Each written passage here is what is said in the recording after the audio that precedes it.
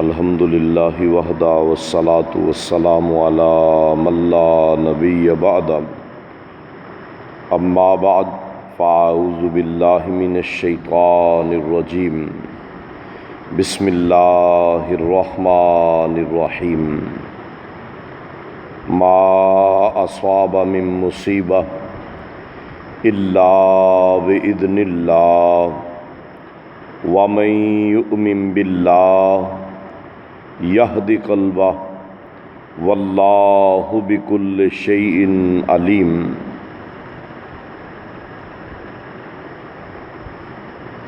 اور جو بھی مشکل، مصیبت اور نقصان، پریشانی آتی ہے وہ اللہ عز و جل کی اجازت اور حکم سے ہوتی ہے، اور جو شخص بھی اللہ عز و جل پر ایمان رکھتا ہے اللہ عز و جل اس کے دل کو ہدایت، رہنمائی عطا کر دیتے ہیں، اور اللہ عز و جل تو ہر چیز کو بخوبی جاننے والے ہیں۔ سورہ التغابن 28واں پارہ، اس کی آیت نمبر 11، اللہ ذوالجلال والاکرام نے اس آیت مبارکہ میں تقدیر پر ایمان لانا، ایمان کے اس جز کے بارے میں کچھ وضاحت فرمائی ہے، کیونکہ اس سے پہلے اللہ عز و جل پر، اللہ عز و جل کے رسول صلی اللہ علیہ وسلم پر اور کتاب پر ایمان لانے کے بارے میں وضاحت کی گئی۔ اللہ عز و جل فرماتے ہیں کہ مومن اور مسلمان آدمی اس کا یہ عقیدہ ہونا چاہیے کہ نفع اور نقصان کی مالک ذات اللہ عز و جل کی ہے، اور یہ اللہ رب العالمین کے حکم سے، اللہ ذوالجلال والاکرام کی اجازت سے سارے معاملات ہوتے ہیں، اور اللہ پاک نے اپنے علم کے ساتھ ان ساری چیزوں کے وقوع ہونے کے بارے میں پہلے ہی اپنے علم کی مطابق جو ہے وہ لکھ دیا ہے۔ اور پھر مومن آدمی، مسلمان آدمی، آپ صلی اللہ علیہ وآلہ وسلم نے فرمایا کہ مومن اور مسلمان آدمی کی تو عجیب کیفیت ہے کہ اگر اسے کوئی مشکل اور پریشانی آ جاتی ہے تو اس پر وہ صبر کرتا ہے، اللہ ذوالجلال والاکرام اس کے نامہ اعمال میں اجر و ثواب لکھ دیتے ہیں۔ اگر مومن اور مسلمان آدمی کو کوئی خوشی، خوشحالی ملتی ہے تو مومن آدمی اللہ عز و جل کا شکر بجا لاتا ہے، اور اس حالت میں بھی مومن آدمی کو اجر اور ثواب ملتا ہے۔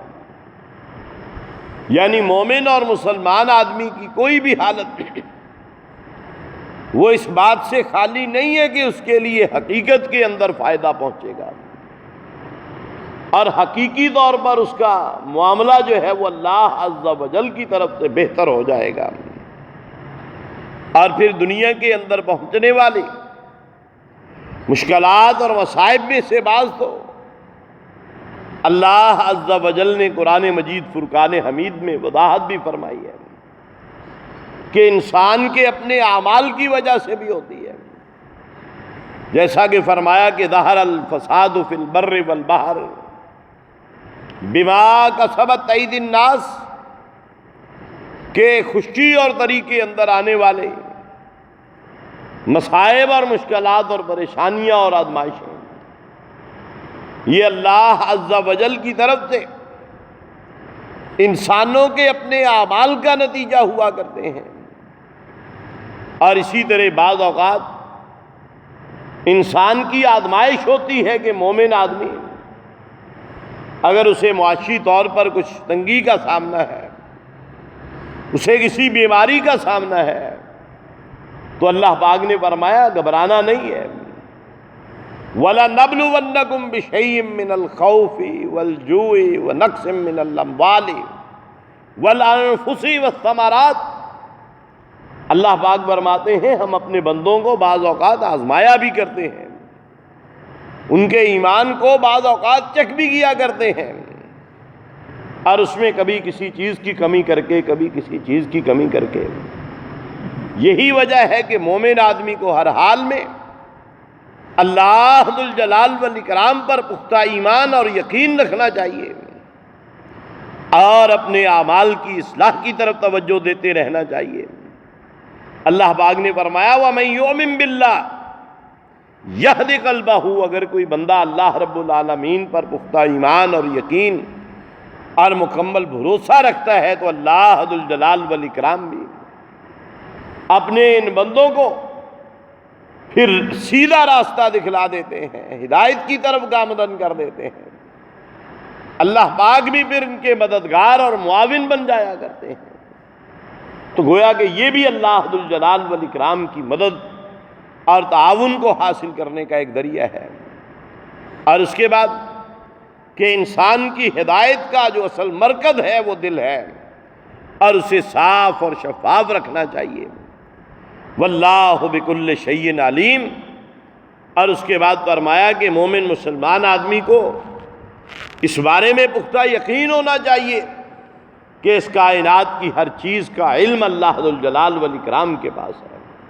اللہ ذو الجلال والاکرام اس سے بخوبی واقف ہے، تو اللہ ذو الجلال والاکرام سے دعا ہے کہ اللہ احکم الحاکمین ہمیں